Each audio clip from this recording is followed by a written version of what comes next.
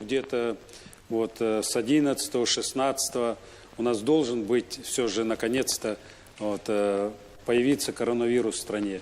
Но это прогноз. Это прогноз. Қауіпті дертке шалдыққан алғашқы науқас анықталды. Коронавирустан тағы 25 адам көз жұмды.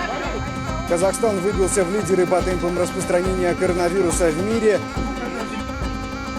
28 медицинских работников в Казахстане заразились коронавирусом. Коронавируса в Казахстане стремительно растут.